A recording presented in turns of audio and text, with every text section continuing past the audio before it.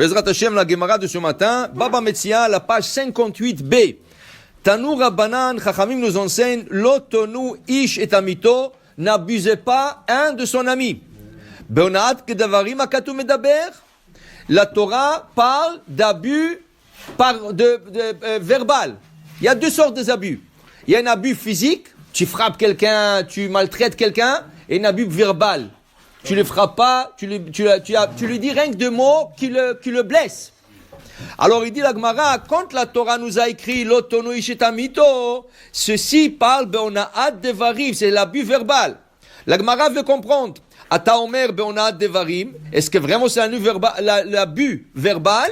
O eloena beonaat mamon. Peut-être la Torah n'a pas parlé d'onaat mamon, qui veut dire abus monétaire. Par exemple, quelque chose, il y a un livre, il coûte $10. Il vient un, tu dis, ah, celui-là, il a de l'argent. Combien ça coûte? Tu lui dis $20. Pourquoi?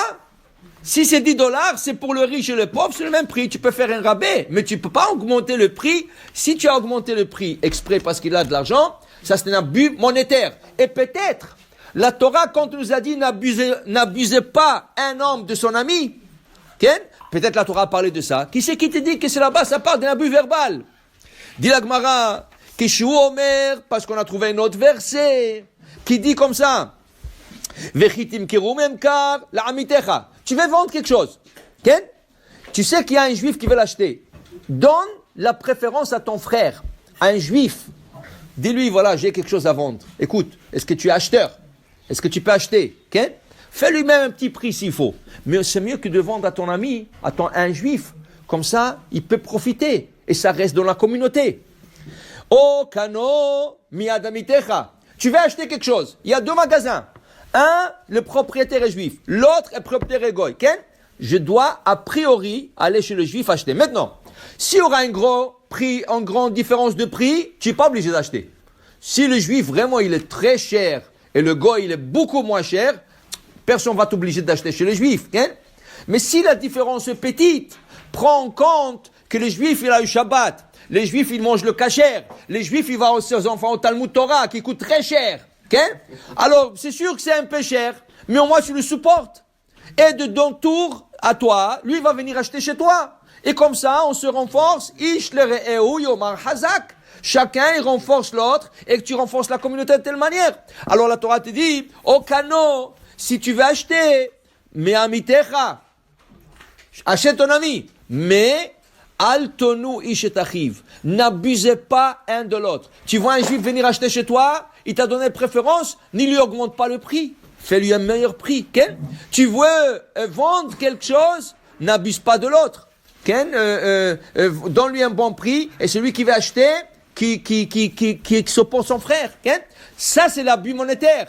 Alors, si j'ai déjà un verset qui parle d'abus monétaire, que veut dire le verset dans Vaïkra? L'otonu ishitamito, celui-là, il parle de l'abus verbal, comme on vient d'expliquer au début de la Gemara. Ça veut dire qu'on a deux sortes d'abus, monétaire, verbal, et même un troisième qui est physique. Mais ça, c'est des autres lois que la Torah parle de mazik. Mazik, c'est celui qui fait dommage. Dit la Gemara, qu'est-ce que c'est ketzad? Donne-moi un exemple d'un abus verbal. Quel peut être un exemple d'un abus verbal? Dit la Gemara, voilà, je donne un exemple. Aya Baal Tshuva, quelqu'un qui a fait Tshuva. Il ne mangeait pas kasher, il faisait pas Shabbat, il faisait rien du tout. Et bah, au Hashem, sa neshama a été éclairée, il est parti dans un séminaire, quelqu'un lui a dit, Ken, tu sais, Tshuva, tu peux faire n'importe quoi qui tu peux faire Tshuva. Tu sais pas comment tu peux faire Tshuva. Ken? Il y a un qui a fait Tshuva avec le bonbon M&M. Qu'est-ce que c'est? Il était laïc complètement, il mangeait pas kasher. Un jour, quelqu'un lui a dit, ah, tu manges ça? Il dit, qu'est-ce qu'il y a? Il dit, tu sais, quelle est la composition de la couleur rouge dans le M&M? Parce que tout ça, c'est des bonbons coloriés. La couleur rouge, ça vient des insectes brûlés dans un four. Ils font comme de la poudre. Ils font de la teinture et ils teignent ça. Il dit, arrête, racontez des... Il dit, ok. Il est parti, il a fait la recherche. Il a trouvé que c'est vrai. Il a arrêté de manger M&M, même s'il y a OU là-dessus. Et il a commencé à faire tchouva. Et aujourd'hui, c'est quelqu'un qui donne de discours. C'est quelqu'un qui a fait tchouva d'un bout à l'autre. Qui ne mangeait pas kasher. Quelqu'un qui n'était pas dans la tchouva, tu viens, tu lui dis, tu étais disputé avec lui. Tu avais une petite litige avec lui. Tu dis, hé, toi, d'où tu viens, Bechla? Tu n'étais même pas religieux, toi. Tu faisais même pas Shabbat. Pourquoi tu lui dis ça? Ça, c'est un abus verbal. Tu n'as pas eu de dire, il a fait tchouva. Qu'est-ce que tu lui rappelles maintenant à notre Rishonim? Tu n'as pas à lui dire ça. C'est assourd de faire ça. En plus de ça, dit la Gemara, guerre, quelqu'un qui s'est converti, Imaya ben Gerim, lo yomar lo zechor ma'aseh avotecha. Lui, son père et sa mère, c'est des Gerim, c'est des gens qui sont convertis. Et lui, il est né après, comme juif, dans une maison normale. Il ne faut pas lui dire, mais tes parents au début étaient goy. Qu'est-ce que tu vas lui dire ça? Qu'est-ce que tu lui sors ça maintenant? Et en plus de ça, dit la Gemara, il est guerre lui-même. Et il est Balil Mot Torah, et tu t'es disputé avec lui, tu lui dis pas, comment tu vas étudier la Torah avec la bouche qui a mangé des crevettes quand tu étais encore goy? Qu'est-ce que tu lui dis? C'est assourd de dire ça. Ça, c'est un abus verbal. Et Chachamim nous enseigne, l'abus verbal, c'est plus grave que l'abus physique. Quand tu frappes quelqu'un, il a mal 1 ou 2 jours, après ça y est, il oublie. Mais quand tu abuses de quelqu'un de la parole, ça reste à jamais. Ça, c'est une cicatrice dans le cœur, et va la réparer maintenant. Même si tu lui donnes des cadeaux, mais si tu fais shalom avec lui, toujours il va se rappeler. Et surtout ta femme. Si tu fais quelque chose à ta femme, tu es cuit.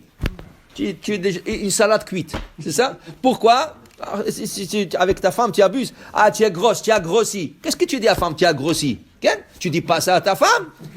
Et tu dis à ton ami, ah, houl, tu vois pas bien. Qu'est-ce que tu lui as dit, houl? Ça veut dire un loucheur, qui louche. Tu dis pas ça. Il faut faire attention. C'est pour ça que David Amelech disait, chetz, shachut leshonam. La langue, c'est comme une flèche. La flèche, tant que tu es dans la main, tu la maîtrises.